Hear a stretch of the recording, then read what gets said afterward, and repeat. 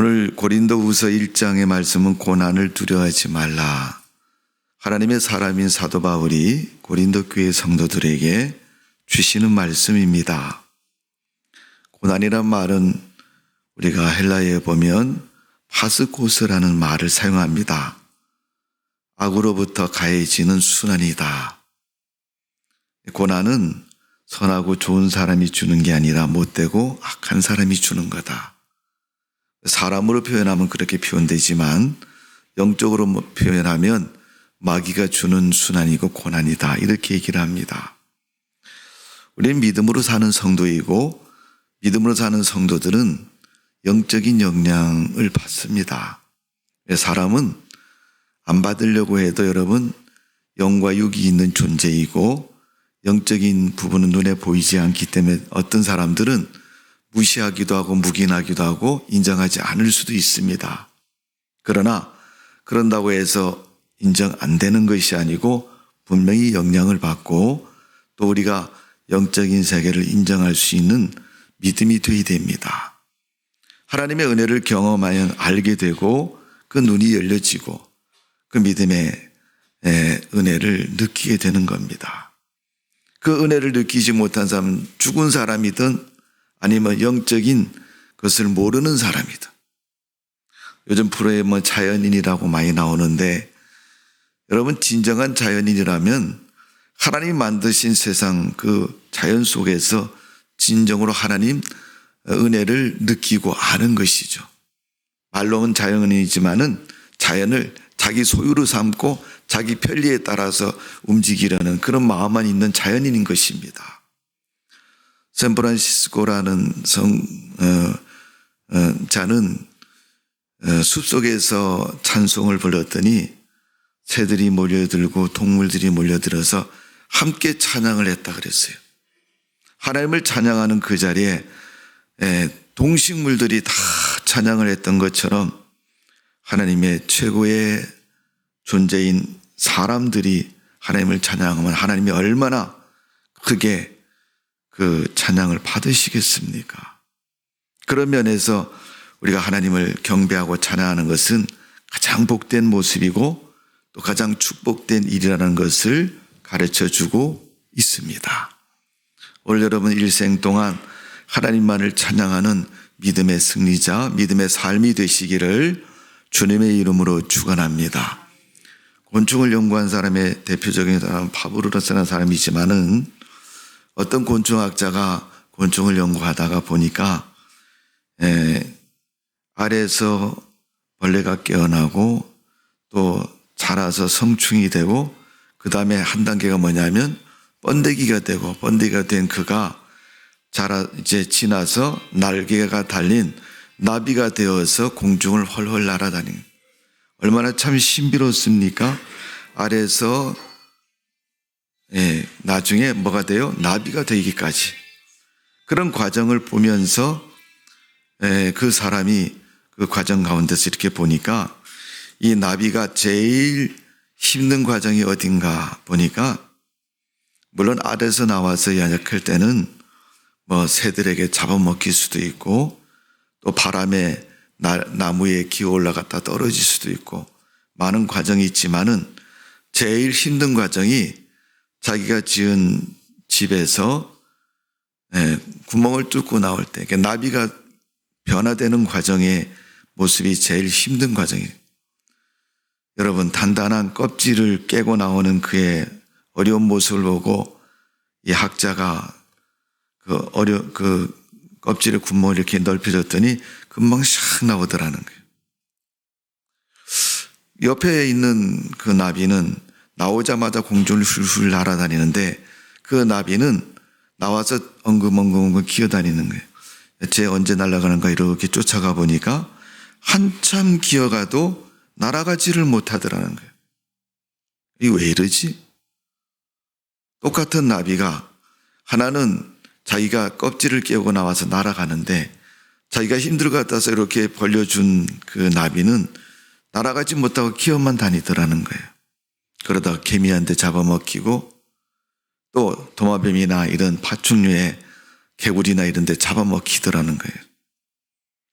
그 모습을 보면서 도대체 무슨 일인가 하고 그가 심도 있게 다시 한번 연구해 보았더니 나비가 자기 집에서 뚫고 나올 때 그 좁은 구멍으로 힘써서 나올 때 그 나비는 날개에 힘을 기르게 되었고 그가 완전히 나온 후에는 그 힘을 가지고 날개짓을 하면서 공중을 헐헐헐 날아다닌다는 거예요. 오늘 이 곤충 나비가 그런 힘을 기르는 것처럼 어려움 속에서 그는 날아갈 수 있는 힘을 기른 것처럼 어쩌면 우리 하나님을 믿는 성도들에게는 신앙생활의 고난이 있습니다. 분명히 성경은 그 고난을 말씀하고 있고 너희가 은혜도 받지만 고난도 더불어서 받아야 할지니라고 말씀하고 있습니다. 그것처럼 여러분 우리가 고난 받는 것 피하거나 두려워하지 마시고 내게 필요해서 하나님이 주신 고난이다라고 여기시고 그 고난 속에서 믿음으로 승리하는 삶이 되시기를 주님의 이름으로 축원합니다. 사람들의 생리 속에 보면 10달이 돼서 아이를 자연 분만하는 산모와 또 그렇지 않은 인공적인 방법을 통해서 아이를 출산한 사람은 출산 후에 그 육체적인 모든 것이 다르다고 얘기합니다. 쉬운 것을 원하지 않는 사람이 누가 있겠습니까? 세상을 살면서 편한 건 원하지 않는 사람이 누가 있겠습니까? 그러나 그런 것을 원하지 아니해도 우리는 그 고난 속에서 어려움 속에서 인생을 살아갑니다. 때로는 그 고난이 우리에게 악한 것을 배우기도 하고 못된 것을 배우기도 하지만은 우리가 그 고난을 선히 받아들이고 선한 것을 배운다면 우리가 살아가는 인생에서 가장 복되고 놀라운 그런 일을 이룰 수 있는 시작과 힘이 된다는 것을 우리는 분명히 기억해야 될 줄로 믿습니다. 여러분 개미라는 곤충 알지 않습니까? 큰 먹이를 물고 가는데 사람들이 보면서 야, 이 개미 너무 힘들겠다. 자기 몸뚱아리 한 10배쯤 되는 큰 먹이를 물고 들고도 못 가고 어떻게 해요? 무거우니까 질질질 끌고 가는 거예요. 야, 너네 집 어디니? 보니까 조만친 개미 구멍이 있어서 저기 몰고 가는구나. 그래서 사람이 개미를 도와주었으며 덜렁 집어다가 그 자기 집 앞에다가 옮겨줬어요. 개미 입장에서 볼 때는 기적이죠, 여러분. 자기 하루 종일 어쩌면 물고 가야 되는 그 거리를 사람이 1초 만에 옮겨놓으니까 얼마나 신나겠어요, 여러분. 그런데 그 개미에게는 그 먹이에 대한 소중성이 없어진 거죠. 너무 쉽게 갔기 때문에 그 쉬운 것 때문에 자기의 정체성이나 자기의 어떤 가치가 사라진 것입니다.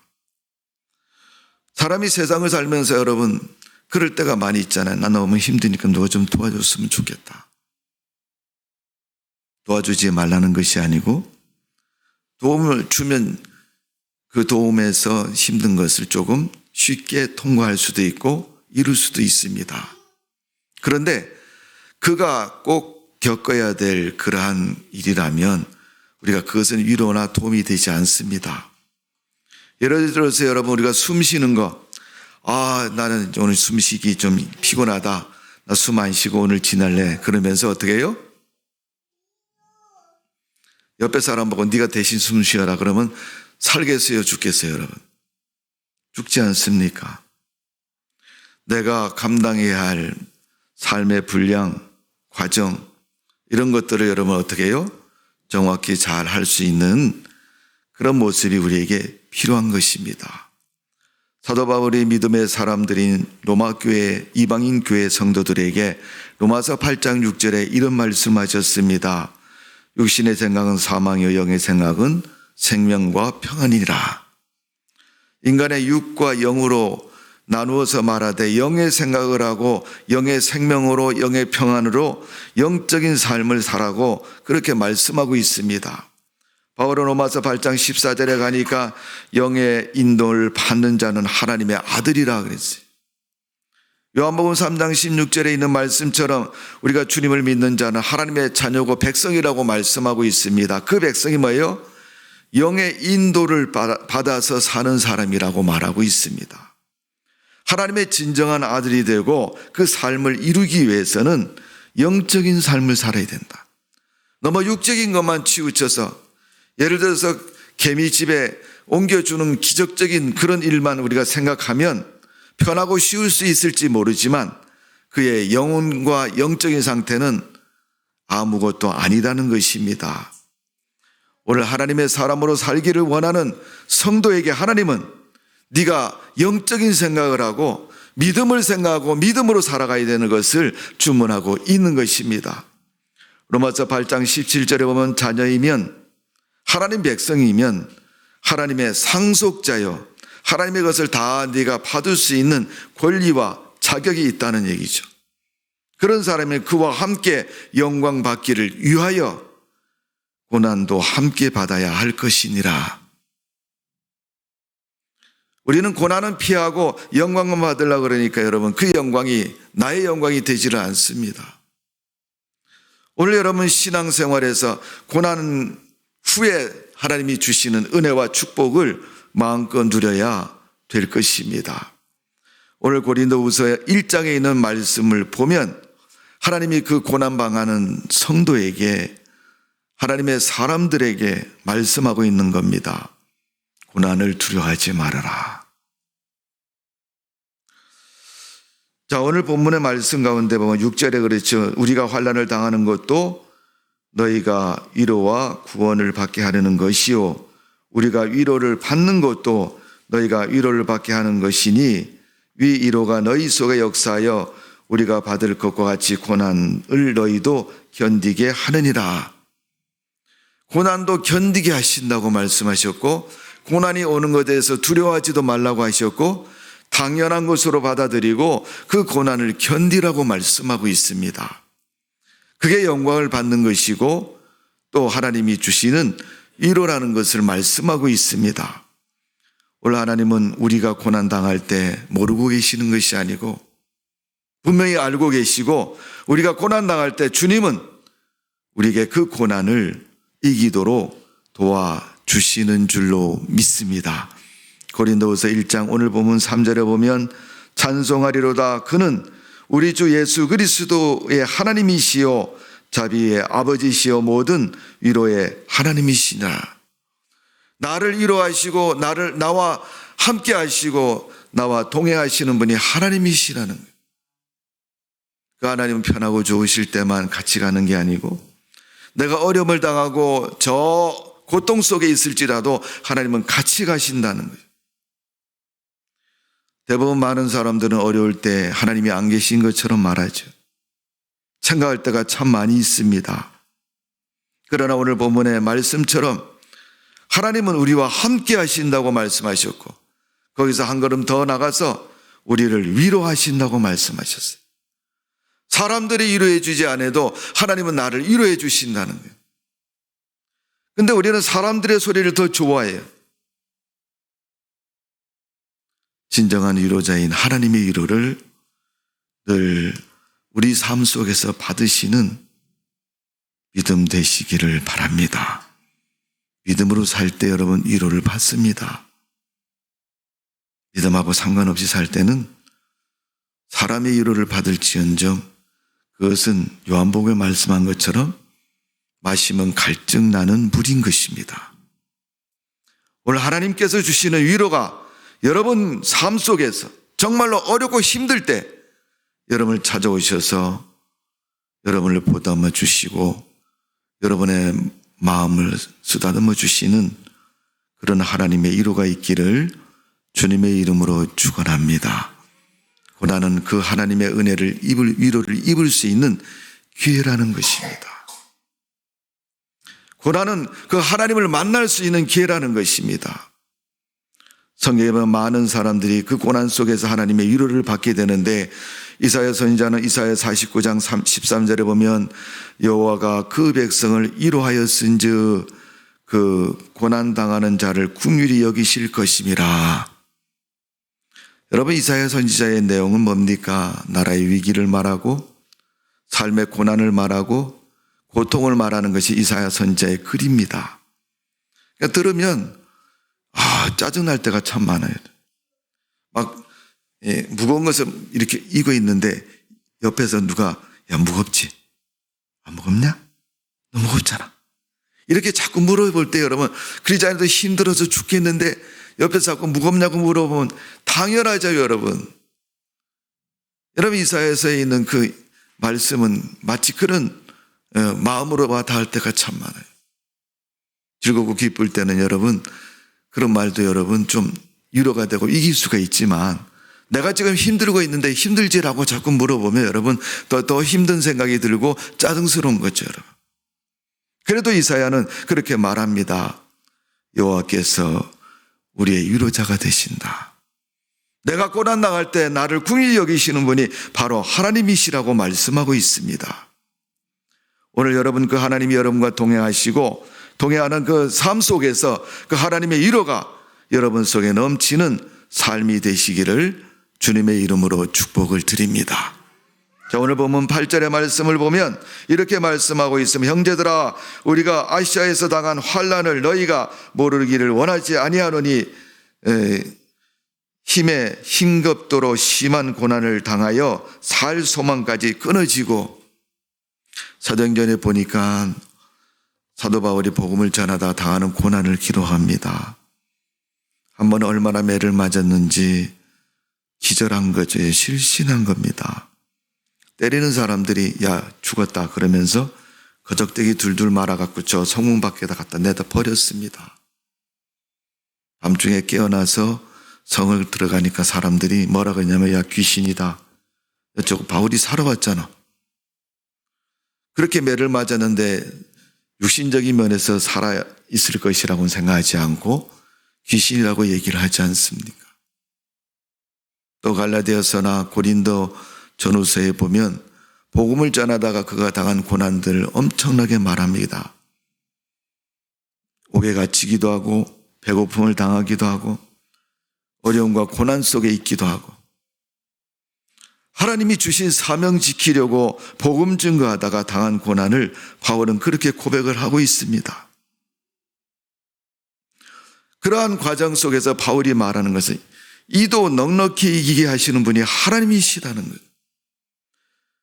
지나고 나서 내가 어떻게 그때 지나왔는지, 어떻게 살아왔는지 생각나지 않을 정도로 많은 두려움 속에서, 갈등 속에서 지냈지만은 지금 지나고 나서 믿음을 지키고 하나님의 사람으로 다시금 풍요로운 인생이 되었을 때 과거의 어려운 문제를 돌아보건대 그때는 참 어떻게 살았는지 모르겠다.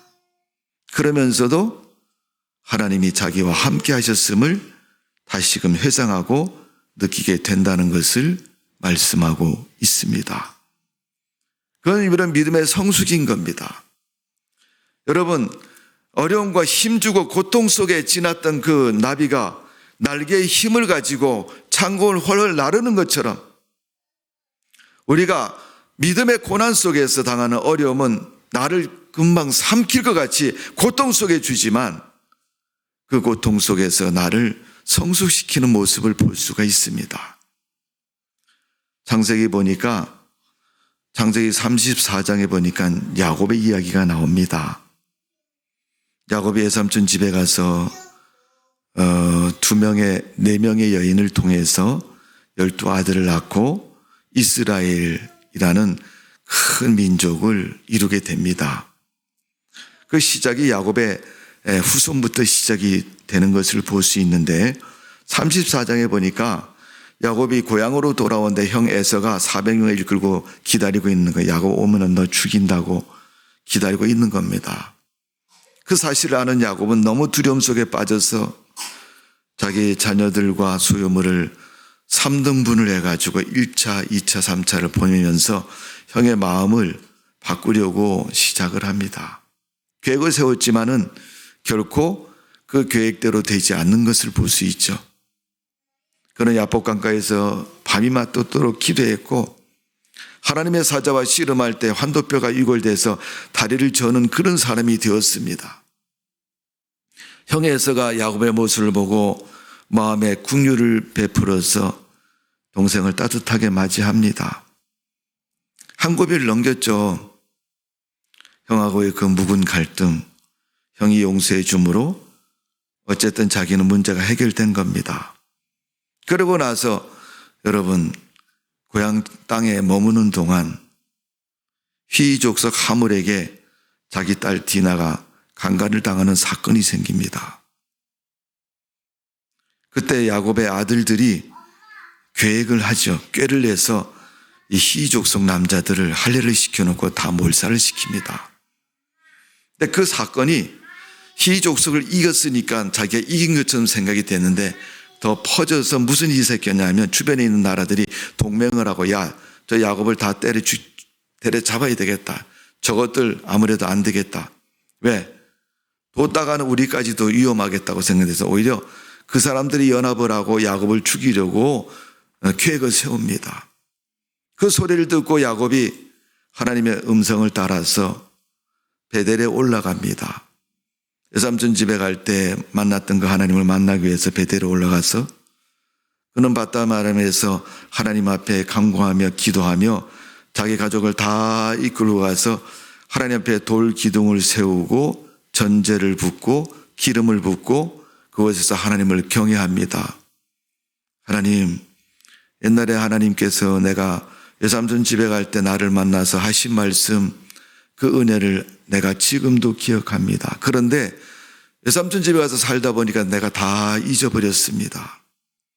지금 내가 우리 딸이 불행을 겪고 나서 돌이켜서 생각해 보니까 하나님이 나를 이곳으로 인도하는 그런 음성을 듣고 마음을 가졌게 되었고 하나님 앞에 와야 된다는 마음을 가지고 이제 다시 무릎을 꿇고 하나님 앞에 기도합니다.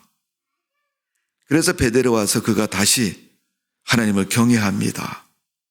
그때 하나님께서 야곱에게 그 지나갔던 불신의 모습을 다 물어보시고 다 말씀하시고 야곱에게 하신 말씀이 창세기 35장 10절에 보니까 야곱아, 너는 이제부터 야곱이라 하지 말고 내 이름을 이스라엘로 고치라. 하나님 백성, 하나님 민족인 이스라엘 백성으로 그를 바꾸라고 말씀하였습니다. 그때부터 야곱은 야곱으로 살지 않고 이스라엘로 사는 것입니다. 고난과 역경이 여러분, 그에게 어쩌면 인간의 감정을 가지고 보복할 수도 있고 그 형제들을 또 그 주변에 있는 다른 족속들을 더 멸할 수도 있습니다. 여러분, 상대도 되지 않은 히 족속을 다 죽인 야곱이 누구랑 싸운다고 해서 여러분 쉽게 무너지겠습니까? 또 다른 계획 세우고 또 다른 계획 세우고 또 다른 방법으로 다 죽일 수도 있죠. 그러나 그런 방법을 하지 않고 이제 그는 하나님께로 돌아갑니다. 그 어려움을 통해서 하나님 앞에 무릎을 꿇고 하나님 앞에 믿음을 가지고 하나님께 방법을 구하고 하나님의 도움을 구하는 것을 볼 수 있습니다. 아마도 야복강가에서 하나님을 경험했던 그가 다시금 하나님께 나아가서 하나님 앞에 자기 고난을 내어놓고 하나님 앞에 부르짖는 것입니다. 그때 야곱이 그 하나님의 은혜로 그곳에서 하나님의 은총을 입고 이스라엘이 되어서 하나님이 선택한 이스라엘 백성, 아브라함에게 약속한 가나안 땅, 이스라엘 백성으로서의 모습을 만들어가고 있고 번성해 가는 것을 볼 수가 있습니다. 여러분, 자녀 많이 낳아서 숫자 많이 늘었는데 지진이 나서 다 죽어버리고 우크라이나처럼 전쟁이 나서 다 죽어버리고 뭐가 남겠습니까, 여러분? 그건 번성도 아니고 축복도 아닌 것입니다. 하나님이 주신 것이 그 인생의 번성이고 생육이 되어야 그건 축복이 아니겠습니까, 여러분?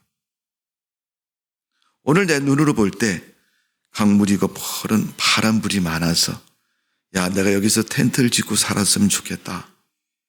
2년 살고 났더니 물이 쫙 말라버리고 더 이상 살 수 없는 자리가 됐어요. 그런데 오늘 눈에 보이진 않지만 여기에 우물을 파자. 우물을 팠더니 물이 나오고 그 물을 2년, 3년, 10년 먹어도 마르지 않는 샘물이 되면 그것이 영원한 거처가 될 수 있고 축복이 되는 것입니다. 예수님 요한복음에 말씀하시지 않았습니까? 내가 주는 물은 영원히 목마르지 아니한다고. 하나님이 주신 은혜는 마르지 않는 샘물이고 축복이라고 말씀하고 있지 않습니까? 우리는 고난 때 무엇을 생각합니까? 야, 여기 살기 힘들어지고 고통스러우니까 딴 데로 옮겨가자. 여기서 살기 부적합하니까 다른 방법을 찾아보자. 우리는 인간적인 생각과 방법을 가지고 계속 고난을 피하고 고난을 이기려고 노력하고 있습니다. 그러나 성경은 고난 속에서 그런 삶을 살지 말고 고난 속에서 하나님의 도우심을 구하라는 거예요. 하나님의 함께 하심을 기억하라는 것입니다. 이스라엘 백성들 40년 동안 광야에서 살았습니다. 그 조상들도 모르는 만나를 먹게 하셨고 샘물을 나게 하셔서 그 40년을 지내도록 하셨습니다. 먹고 마시는 거 말하는 것이 아니라 신명기 8장에 보니까 너희가 입은 옷도 헤어지지 않고 신발도 떨어지지 아니했다 그랬어요. 그러한 광야 생활을 살도록 하신 것처럼 하나님은 우리가 살고 있는 이 현실의 고난과 아픔과 고통을 잘 알고 계십니다, 여러분. 그렇다면 내가 오늘 내가 당하는 이 어려움 속에서 하나님 앞에 한 발짝 더 나가고 하나님의 도우심을 구하고 하나님의 함께 하심을 우리가 깨달아 믿음으로 살아야 될 줄로 믿습니다. 여러분, 야고보서 5장 18절의 말씀이 뭡니까? 앞에 브랜카드를 보세요. 올해 우리 교회의 표입니다. 다시 기도하니 하늘이 비를 주고 땅이 열매를 맺었느니라. 여러분, 다시 기도하시면 여러분의 삶도 믿음도 회복되어지는 줄로 믿습니다. 신앙도 회복하시고 축복도 회복하시고 여러분 삶도 회복되는 2023년도가 되시기를 바랍니다. 뭘 해야 되는지 여러분이 잘 아실 거예요.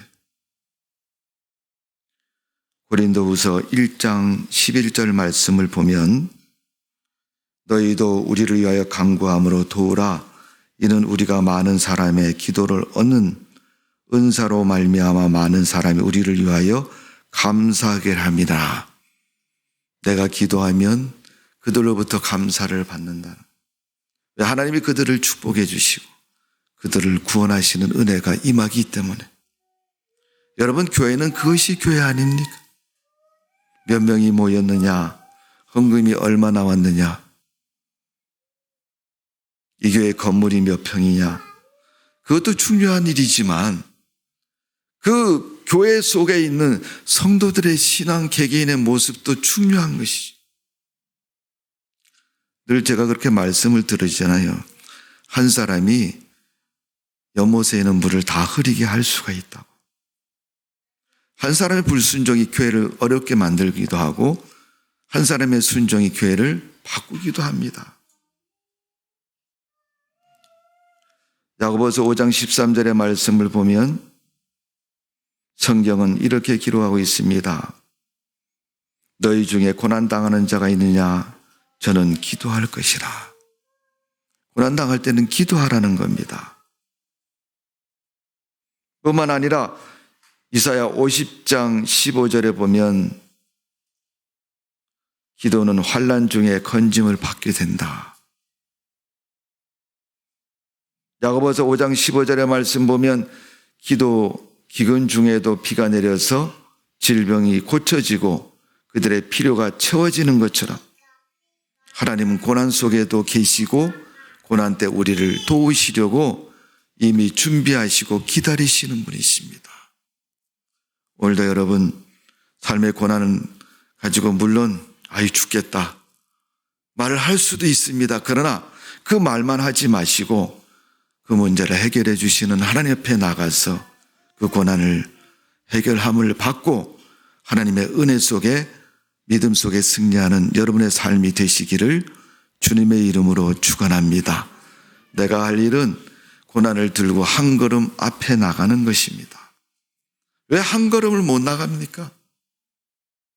왜 그 자리에서 계속 머뭇거리고 1년 지나고 2년 지나고 3년 지나고 있습니까?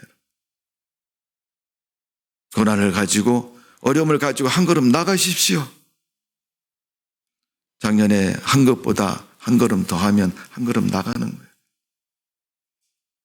뒤로 물러나지 마시고 고난 앞에서 믿음의 승리를 이루시고 고난 앞에서 땅의 열매를 내는 하나님의 축복이 여러분 인생의 추수가 되시고 믿음 되시기를 주님의 이름으로 축원합니다.